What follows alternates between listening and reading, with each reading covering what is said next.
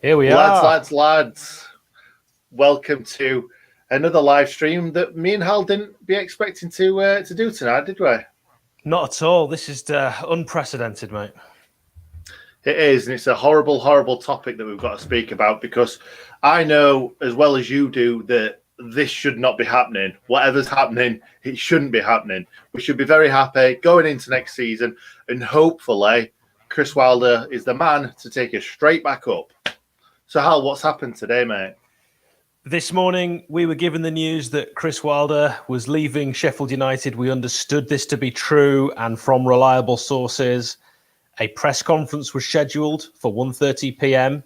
That was cancelled. Now, I should stress that was due to be the Leicester City away match preview, which, as you know, always happens 48 hours before a game, usually. A further press conference was arranged for 5 p.m. That was cancelled. It is possible that the delay now is due to severance packages, but it's worth stressing at the moment, Chris Wilder is still an employee of Sheffield United Football Club. The club are apparently talking to Chris as we speak. If anything breaks while we are live, we will update you. If he does leave or has been sacked, then we understand that under-23s manager Paul Heckingbottom will take over as caretaker. What we would like to say in this chat now with you is we know that people at the club watch this channel. We need to have our thoughts and feelings known. So this is your opportunity. So if you want to say anything to Chris Wilder and Alan Neil or anyone at the club, put it in the comments. And Nick, all I'll say to you is, who'd have thought we'd be here a year ago today? Nobody thought that. And I know we've had a bad season, but let's go through what Chris Wilder has done for the club. So in Chris Wilder's first season, after not registering a win for the first few games, he steered us to the first place of League One, achieving 100 points. First of all, what an absolutely incredible season that was. We all absolutely loved it. Then we move on to his second season. And it bulked up the squad a little bit for me, but he didn't really improve it, I don't think. But we managed to finish 10th, 5 places above those lads from, as Carlos Alba says, Pigsville. After them telling us before the start of the season and kind of even a few games into the season that we weren't going to amount to anything, we were going to go straight back down. And we were even top of the league for a brief few weeks. We obviously beat Sheffield Wednesday at Pigsborough as well. And what a great season that was, and what a great game that was at Hillsborough. Third season, Chris Wilder achieved another promotion to add to his CV by finishing second in the Championship, just behind Norwich, but finishing a massive 6 points behind Dirty Leeds, who obviously were second and top for quite a while. Fourth season, I'm guessing everybody's sick of hearing my voice now, but fourth season, we finished in 9th place, which was the highest in my lifetime, and I'm sure it's the highest in most people's lifetime who's in the comments right now. But yeah, this season has been terrible. It has been terrible. I can't say that enough.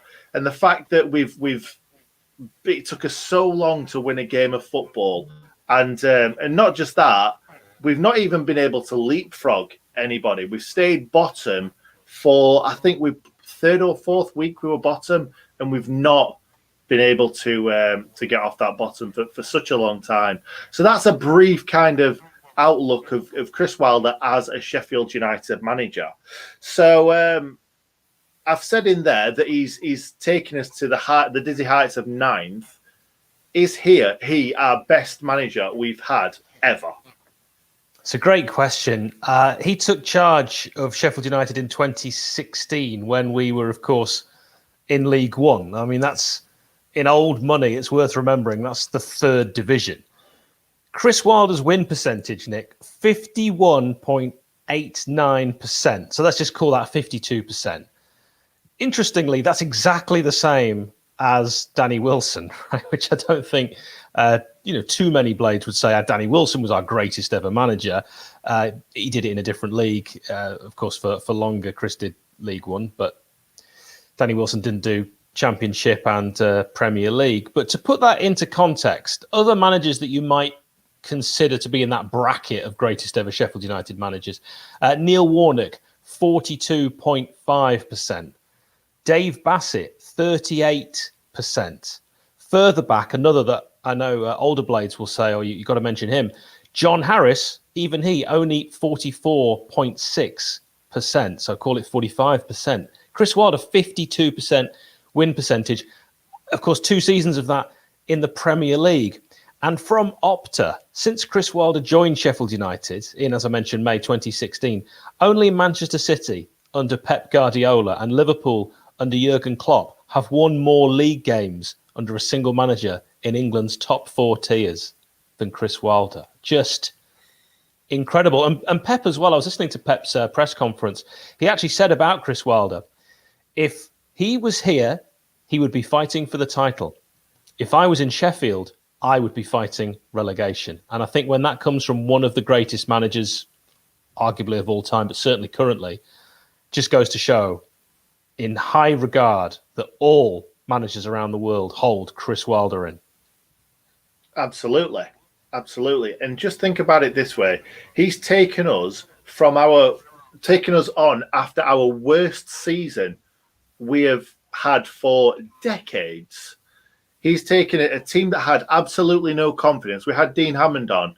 He was saying how they were trying, but they weren't good enough. They couldn't figure out the formula to win games consistently. Chris Wilder took that exact team, got rid of a couple, brought a couple in, and got 100 points. That is not easy.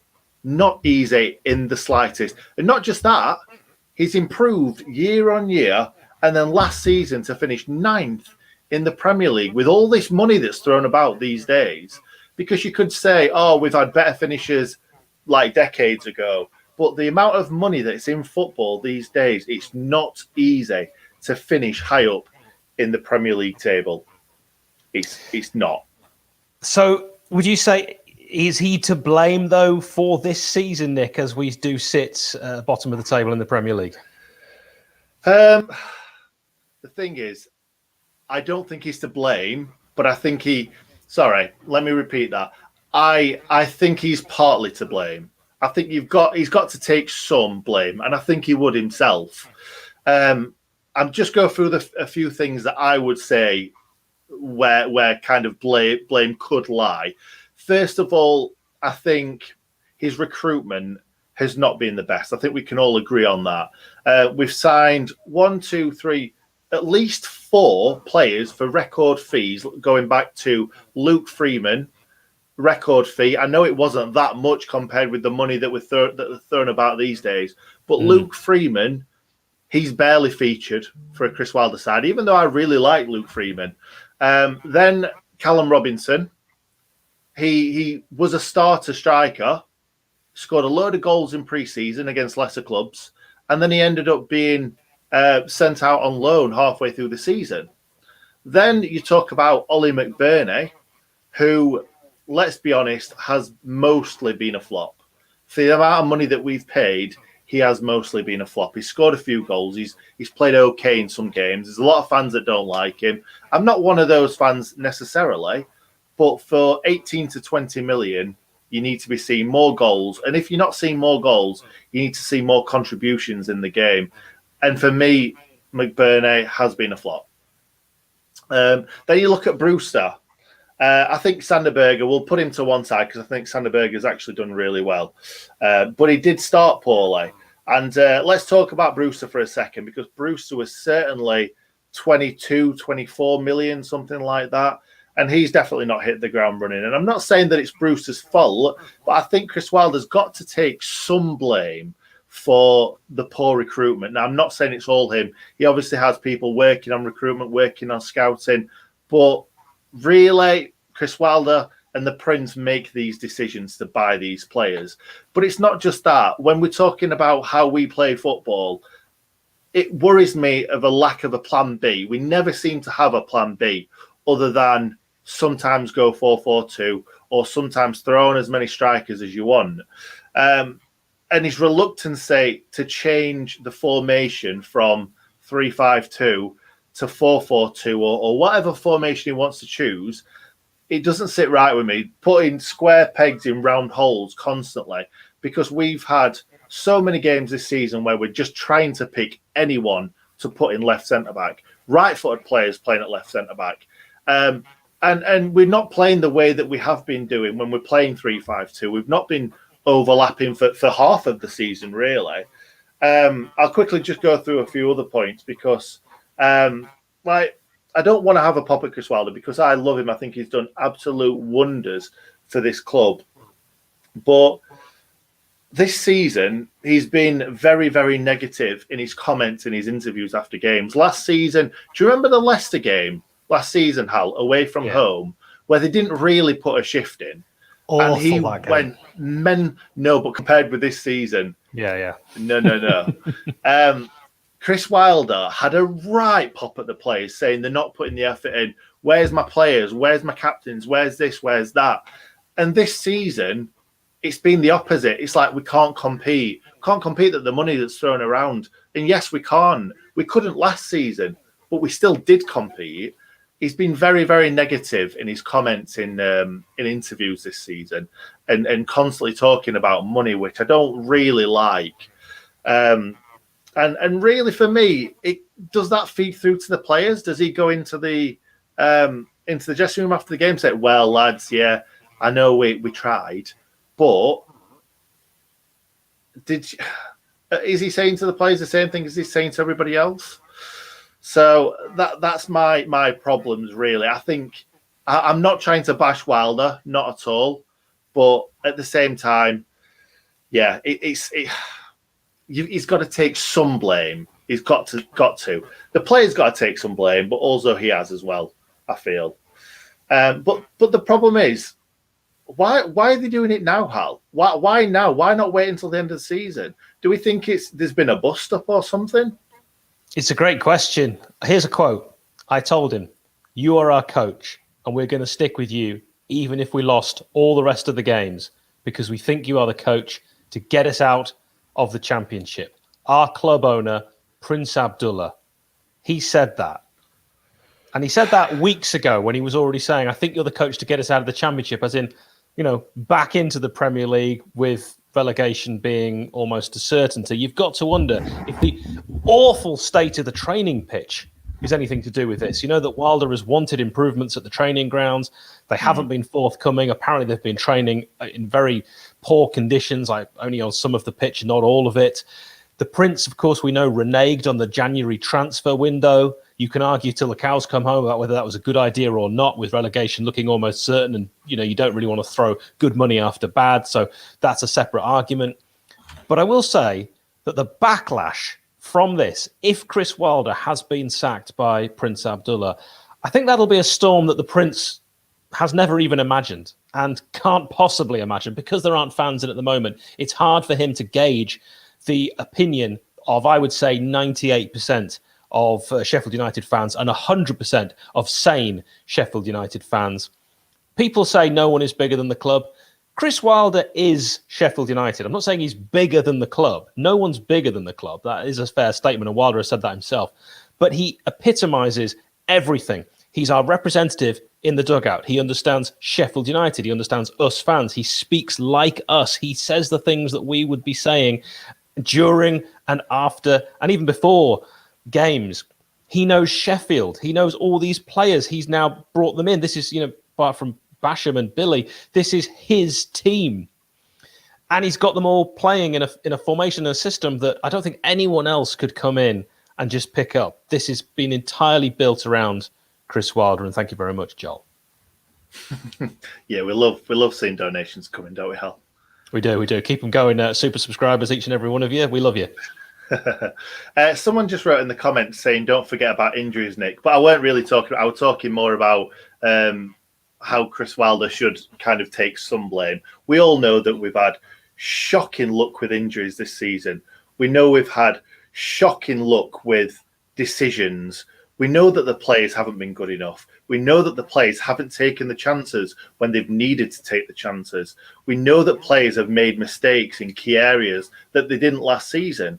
But we're really just talking about Chris Wilder here, aren't we? So what I'm trying to say next is we know that the players mostly have come through the leagues with Wilder. Look at your Chris Basham, your John Egan, your Jack O'Connell, your Baldock, your Stevens, your Fleck. You can go through the whole team, your McGoldrick, Billy Sharp.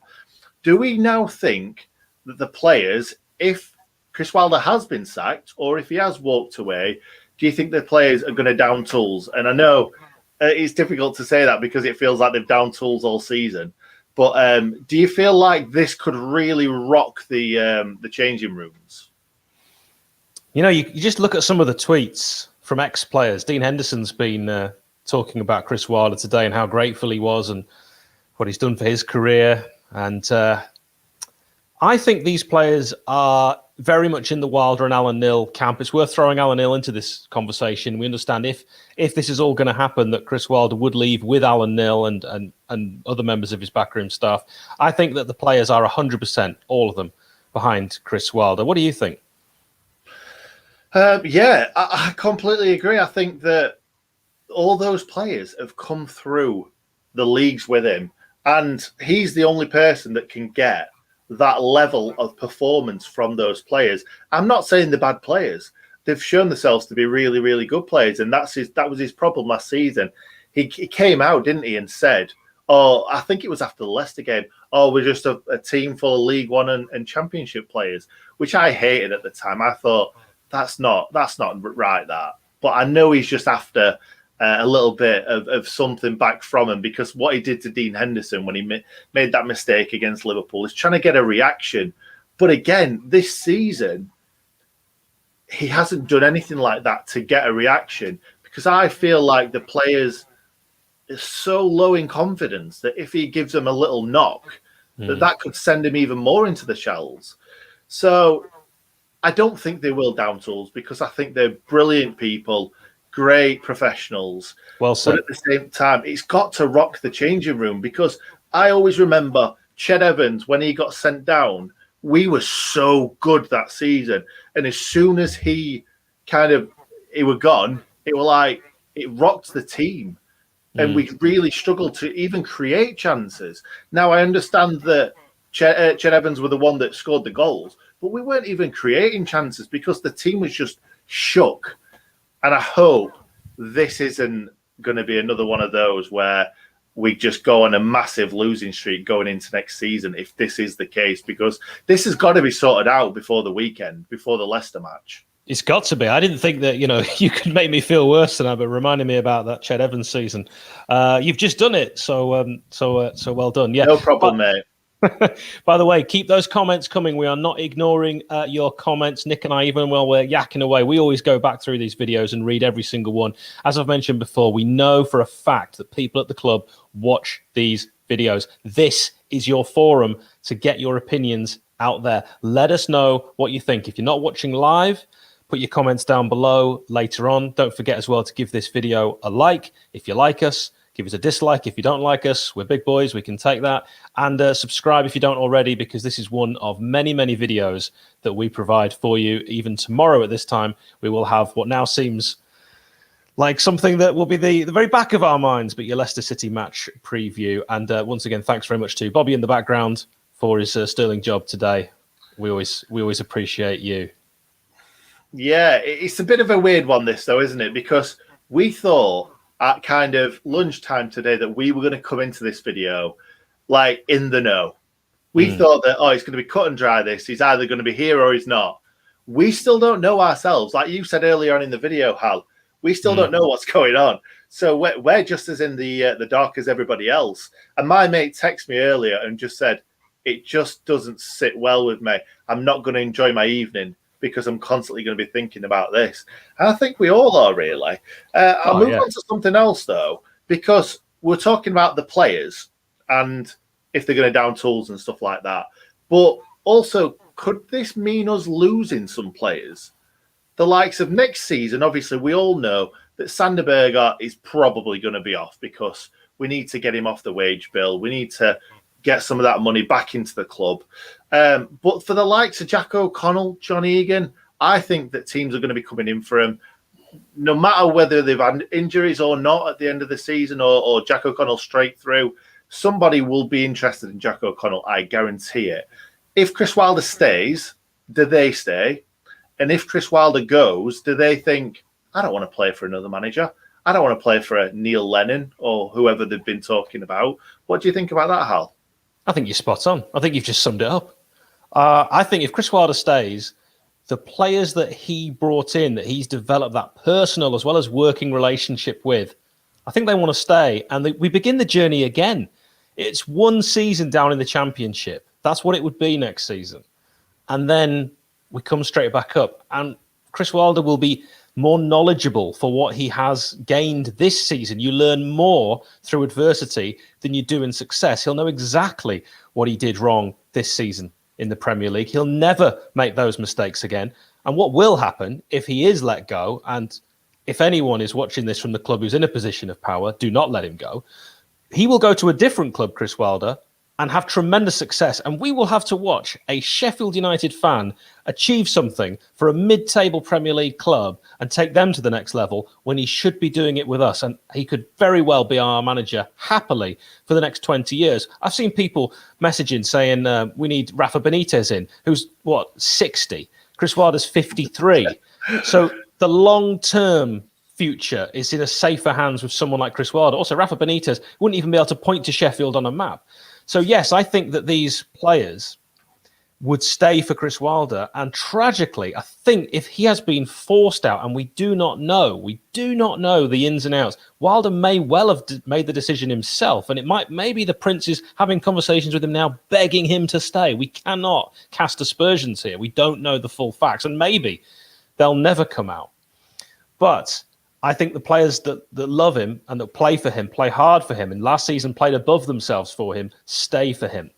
I think the players will leave, and we could be in an awful situation. You don't ever want to predict it, but a spiral could begin, and we could be in a sort of position like a nothing club, like, I don't know, pick one out of thin air, Sheffield Wednesday, for example. And you don't want that, because obviously we're so much bigger, not massive bigger. Can I just quickly talk about kind of the past kind of replaying, if you like? Because do you remember the last time we got relegated from the Premier League? I do, Nick. I remember what we did. Crying. Yeah. Do you remember what we did? Yeah. Neil Warnock left under a cloud, and we brought in, when we had the one chance to get it right, with all that money, and we did spend a lot of it, we brought in the worst possible manager we could have brought in until Nigel Adkins in Brian Robson.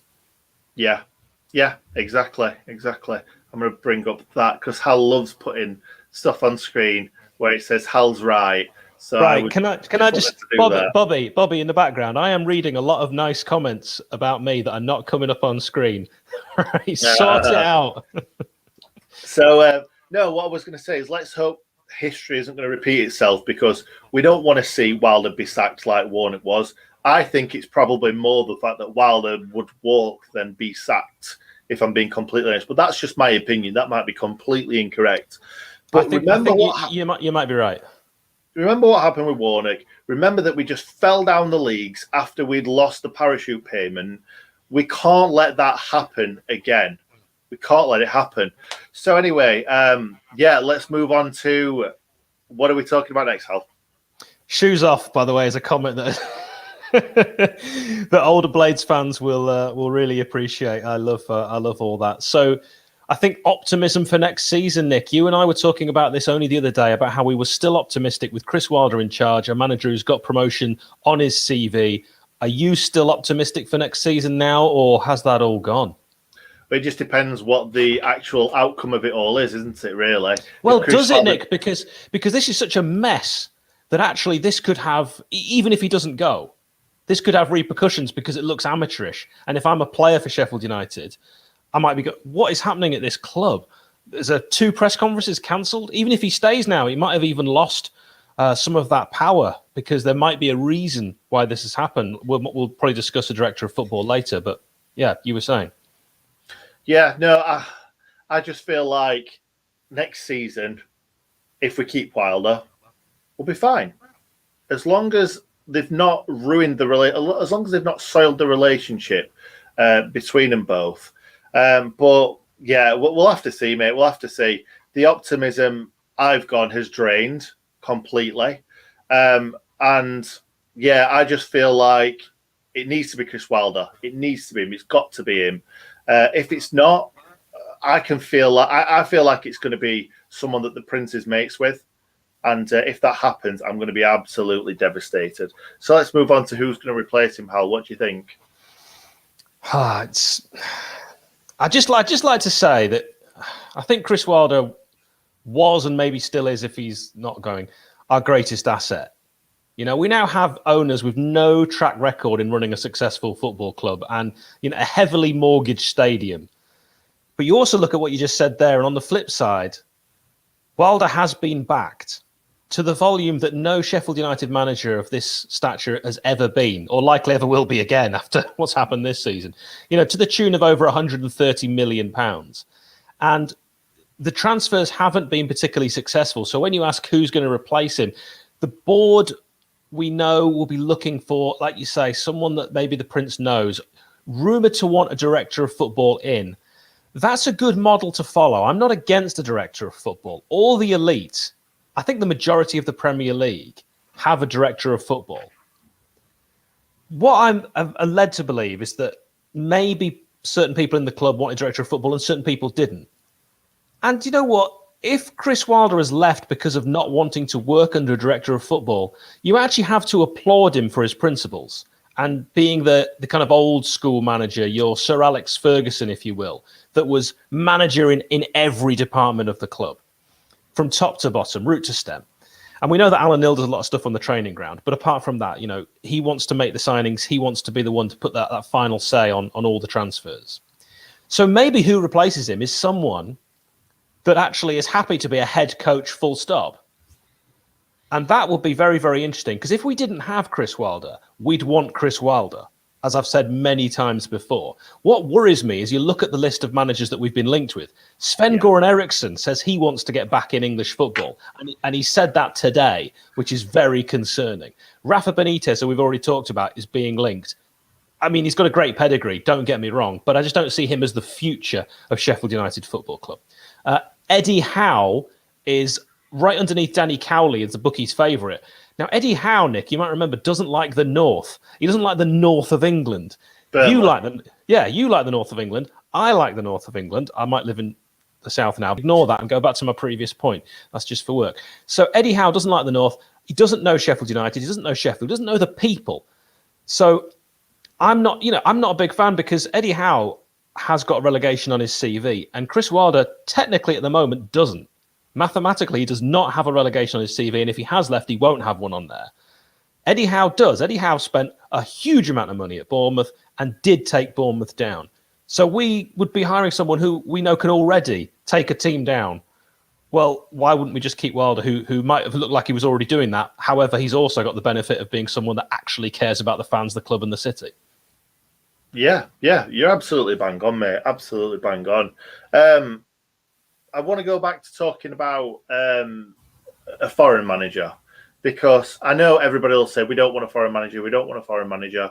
But like you said, looking at some of the names that's been touted, I don't want any of them. None of them. There's none of them that tickle my fancy, I'm going to be honest. And I think that lots of fans are going to be like, no, boycotting this, boycotting that if Wilder goes. But at the same time, remember Southampton?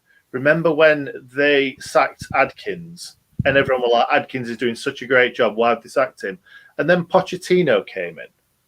We can't just be like, Wilder's gone, that's it, end of.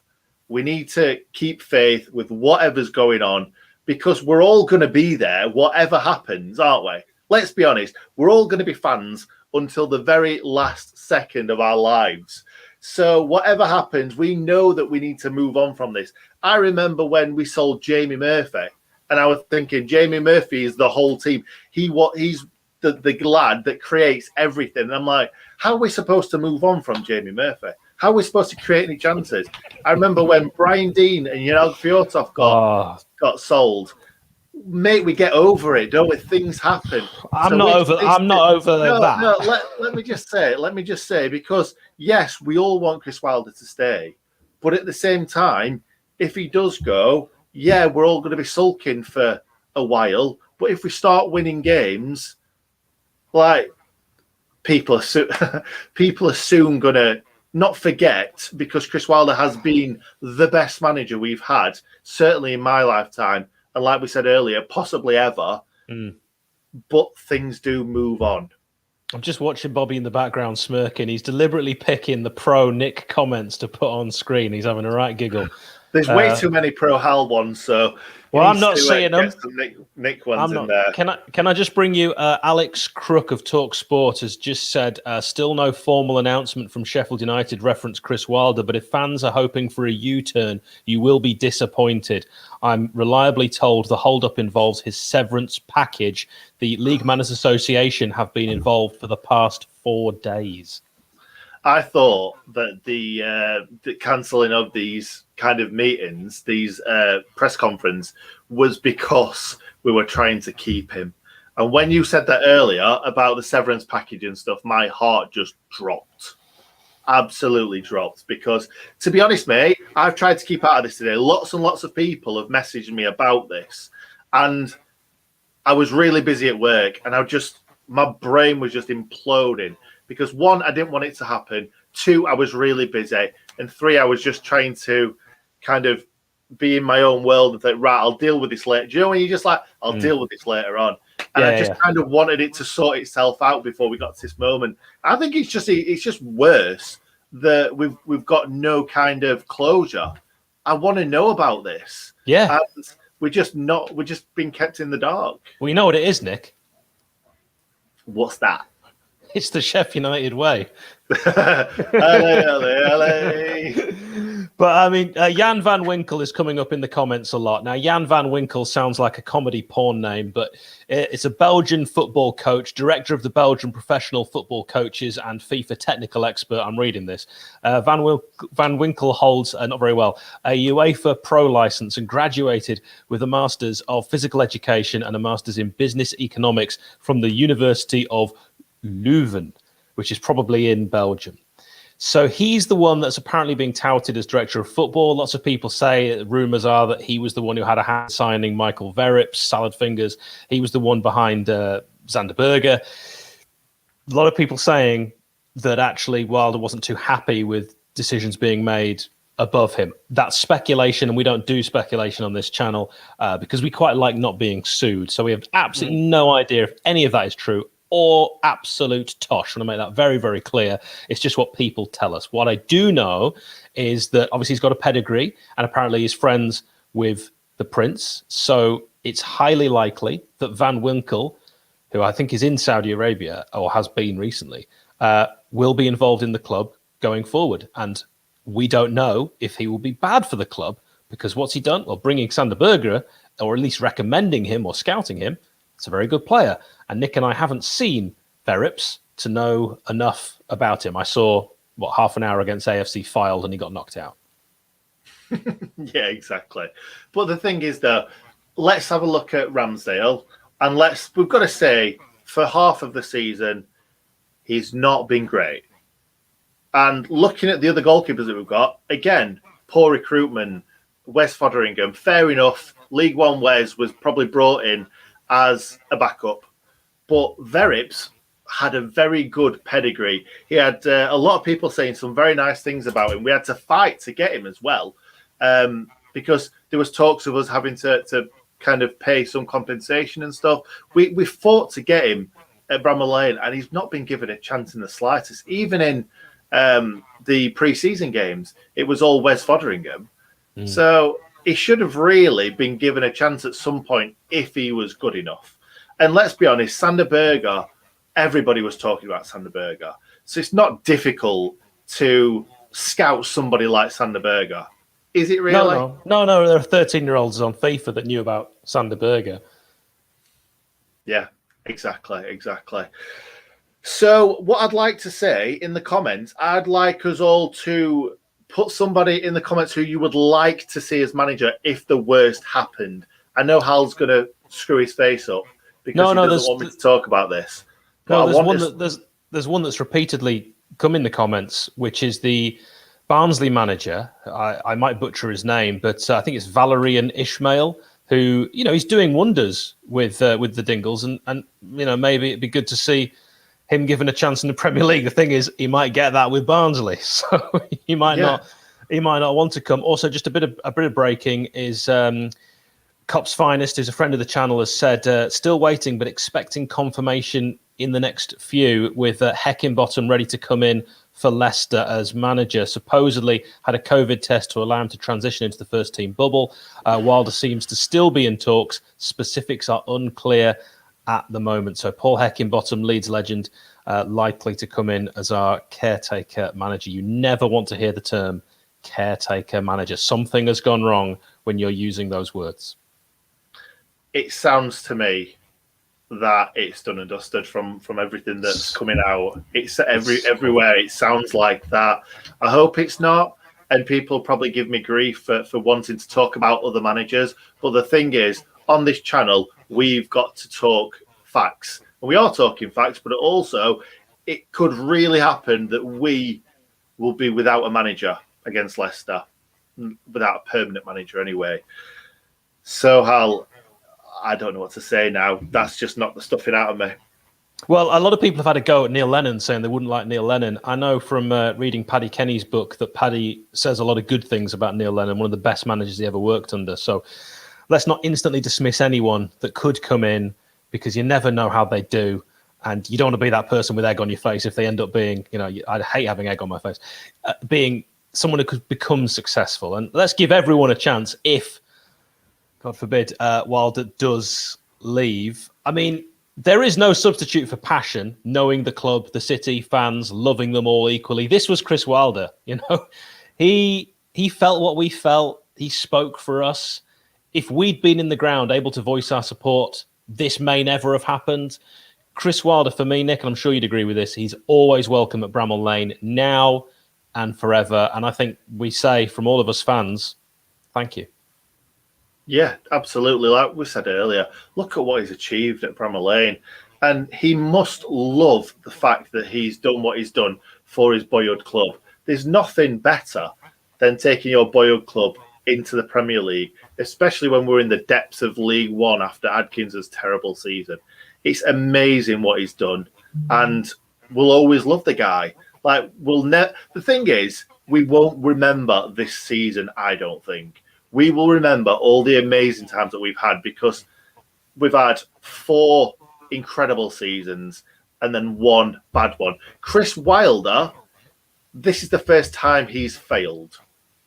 The first season in his managerial career that he's failed. That is incredible. Incredible stats. And is he going to be punished for the first season ever in his managerial career, a long managerial career? Exactly. Yeah. It's crazy. It's stupid. What I'd like to ask you, Hal, is that if McCabe was still the chairman, do you think we'd be talking about this?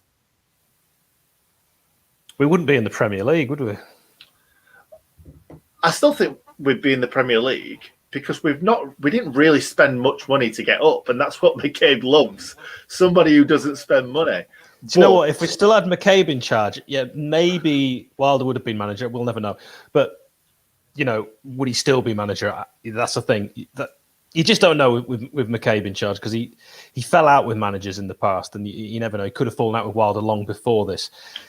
Possibly. What we probably would have had a fallout. The reason I say that is I don't think he'd have allowed Wilder the money to go and buy someone like Rhian Brewster. Now, admittedly, we would still be in exactly the same position if we hadn't bought Rhian Brewster, because he hasn't scored the goals that have fired us out of the relegation zone. So it's almost an impossible one to know, because Wilder may well have fallen out with McCabe months back. So I can't. And my thoughts on Kevin McCabe, so I'll just leave it there. Yeah, no, all I was saying, the reason why I brought it up is because I know that the Prince is trying to bring in other people into the club, it sounds like, anyway. It sounds like him and Wilder have never really seen eye to eye. And I'd love to know what went on, because like you said earlier, the Prince came out and said that Wilder's his man. So what has changed in that time? Do you want the odds for next manager? Go on. I know, it's going to make you feel physically sick, and you will be sick in your mouth. Danny Cowley, 4-1. Slaven Bilic, 5-1. Eddie Howe, 7-1. Gary Monk, 8-1. I saw that earlier, as if that's going to happen. He's just failed at Wednesday, so he's going to come to Shut up. Gary Monk's Red and White Army. What about Frank Lampard's Sheffield United? Does that have a ring to it? I want to see Bobby's face from us saying that. He's just given us a shrug of the shoulders. To be honest, of all the names I've mentioned so far, I don't like any of them. I want to make that very clear. I want Chris Wilder as the manager of Sheffield United, and failing that, Chris Wilder's relative of some kind. But of all the ones I've just listed there, Frank Lampard would be my favourite of the options. David Wagner, who did good things at Huddersfield, not so well with Schalke 04. John Terry is on the list. I mean, we don't know what he could do as a manager because he hasn't been one yet. So that surprises me. Why give it to someone who's never been a manager that doesn't know Sheffield United? You know what I mean? I don't think it's necessarily the Sheffield United thing. I think it's more that we've messed up once when we've got relegated by giving it to the wrong man. You can't then go and give it to somebody who's inexperienced. You can't. Well, you're right. To be somebody who knows the Championship in and out. Somebody put Neil Warnock earlier on. Now, no, I'm not. I don't think we should go back there. I don't think he would, because he's got a good thing going at Middlesbrough. But like you said, it needs to be somebody who has a future. And Neil Warnock, I know I keep thinking he's going to retire next season and next season. We don't want someone that's going to come in and do okay and then retire. Or what? Absolutely. We don't want someone who's about to retire, full stop. We need to plan for the future. And I want to give a shout to Evie as well from Fans React, who's made an excellent point. And basically, on the back of what you just said, Nick, the next decision needs to be the best decision. It does. It does. There's no two ways about it. We need to make this decision right, because we've seen so many teams just fall through the leagues. And once those parachute payments stop coming through the door, you're on your own. And we don't have a massive wage bill, but it's not a Championship wage bill. It's definitely a bottom-end Premier League wage bill. But that's the only saving grace, really, about us going down, isn't it? The wage bill is not of like a Newcastle when they came down. We're not a team that absolutely 100% needs to go straight back up. We could possibly 2 or 3 seasons, but after that, it's like going back to square one. Well, the parachute payments are going to end, aren't they? Is this the final season of parachute payments, where being a yo-yo club kind of makes sense, but actually when they end, it won't make sense. So actually, I think the next season is the most important season in Sheffield United's future. I actually think we do need to go back up, and then we need to stay in the Premier League, because that's when the money will actually be. And it's quite sad, really, for football fans, but it's all about money. And as Wilder said not so long ago, you can never compete with the likes of Manchester City because we don't have the money. So our hopes and dreams are different. And Nick, you and I probably will never see Sheffield United win the Premier League. What happened with Leicester? People say, oh, it's a fairy tale and a dream. They threw loads of money at it as well. So it was kind of a fairy tale, but still, money was involved. Yeah, it was. And let's be honest, if somebody came in with a boatload of money and it was like, there you go, we wouldn't turn it down, would we? I like the image of it's normally a truckload, but this has come by sea, which I respect. Yeah, anyone turning up the old-fashioned way, I like that. Okay, yeah, steamboat. Yeah. Exactly. Yeah. So where do we go from here? Well, I think we say to everyone. I've been trying to read everything. I've been trying to keep in touch with all these comments. Thank you so much. I'll just reiterate this one more time before we go. We know people in the club watch this video, and there'll be people in the club listening to me say this now. How does he know this? We know this. So if you think watching these is just sort of a pastime, it's not a waste of your time. Share your thoughts and comments. Let them know, because if we all keep quiet, how are people in the position of power at Bramall Lane going to actually know? We can't be at the ground We aren't in the stadium this season to let our thoughts and feelings be known. So this is one of those few forums we can actually express how we feel. And I think, reading the sentiment here, we all feel the same way. There is someone we want to appoint if we have just sacked Chris Wilder, and it's Chris Wilder. Sack him, bring him back, new manager bounce, beat Leicester, and then The Great Escape Part 9. That would cost a lot of money for that. What, more than the mistake of appointing the wrong man, Brian Robson style? Look what happened there. That cost us more than anything we could have imagined. And if we do the same thing again, we go down to League One again. And we can't do that now. We're on the cusp of being a great side. We really needed to establish ourselves this season, but we can't do that. So we go down and we go again, but with the right man in charge. Yeah, we do. Somebody wrote, give it hell until the end of the season. I'm going to do the Andy Tate, give it, what does he say now? Giggs until the end of the season. But you haven't got a name like Giggs, eh? You've got Hal. I'm very glad I'm not Ryan Giggs for a number of reasons. You probably look like him, though. You probably claim to look like him. I do look like a lot of people. I get told that a lot. None of them are as attractive as Ryan Giggs. Yeah, definitely. I got called pretty much a fat Matt Doan the other day. That was enjoyable. That is harsh because we haven't seen Matt Doan recently. He might be overweight. No, they didn't say fat. They said Matty Doan's a skinny me. So you could say that I'm normal size and Matty Doan's just a skinny urchin. Yeah, I've just seen a terrifying Nigel Adkins still looking for a club comment. So I think that's where we leave it. It's only going to go downhill from here. Yeah, we can't do that, can we? Someone's just missed out on Tuchel. Oh, dear. Deary me, Hal. What are we going to do? We're probably going to do another stream like this. If anything comes out, whether it's good news, whether it's bad news, we're not going to say anything else until that because I think we've spoken about everything that we'd want to. But, yeah, let's see what happens. Let's see what gets tweeted out by the club because we can't do anything until the club says it. We've said in the past, if Sky Sports News says it, it's happening. And they did tweet it. They did put it out on Sky Sports News earlier, and obviously nothing's happened. So I'd love to find out who actually leaked what's been going on, because I don't think they'll be very happy at the club. But anyway, shall we leave it there, Hal? Yeah, it feels like there's been a leak at Bramall Lane since the announcement of these shirts. Do you remember when they got leaked online? Everything gets leaked out of Sheffield United. Plug that hole, and it's actually on the face of it, nothing has happened today. And on the other side, it's the hope that kills you. We're now all hoping that they can do some kind of reversal and maybe talk Wilder back if he's the one who wanted to leave, or talk themselves out of it if they wanted to sack him. Yeah, I think you said a while back, someone's put Wilder on furlough. And it made me laugh because I remember you saying something like, put him on furlough and then bring him back next season so he's not got a relegation on his CV. Yeah, I did. Yeah, and I was only partly joking, but we'd take it now, wouldn't we? We would do, mate. We would. Anyway, let's leave it there. I think we've spoken about enough. We've gone through pretty much everything. We've had some brilliant comments. Thank you very much for everybody commenting. Thanks, everyone, for listening to us talk about this. We don't really want to be making this video, do we, Hal? No. I'll remind you that we're back at 7 p.m. tomorrow for the Leicester City match preview. We've got podcasts with former Blades, the most recent one, Carla Saba. Do watch that because what he says about Sheffield Wednesday will absolutely shock you. I have never heard a professional footballer talk about another club quite like that.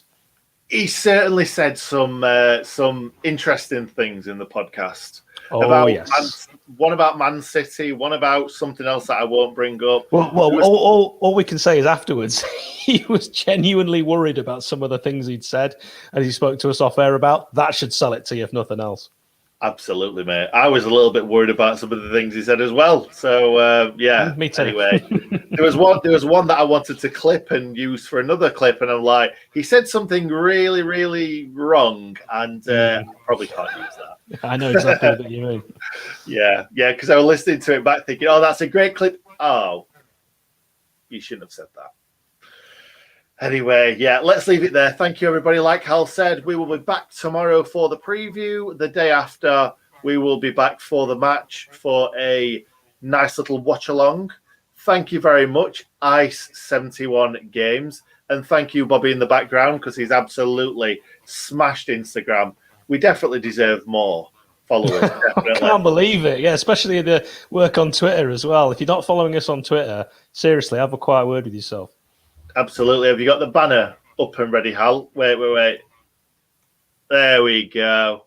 Doesn't There we go. Doesn't That's just what happen you need this show, to do. you know. Yeah, exactly. So, yeah, like I've said a few times, we'll leave it there. We've said all we need to say, and we will be back with something once we know more. Like we've just said, preview tomorrow night, 7 p.m. Then we've got the watch along at what time, Hal? We'll probably kick it off at 1:30 on Sunday. Yeah. So tune in. But until then, fingers crossed that there's a massive U-turn and Chris Wilder doesn't leave the club. Thanks for watching, guys. See you later.